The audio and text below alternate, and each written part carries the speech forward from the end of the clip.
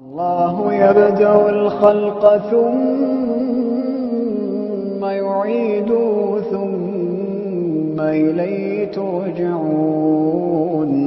ويوم تقوم الساعة يبلس المجرمون ولم يكن لهم من شركائهم شفعاء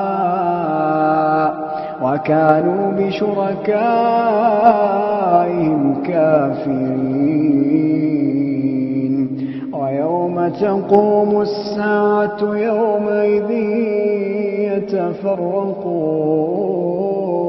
يتفرقون فأما الذين آمنوا وعملوا الصالحات فهم في روضة يحبرون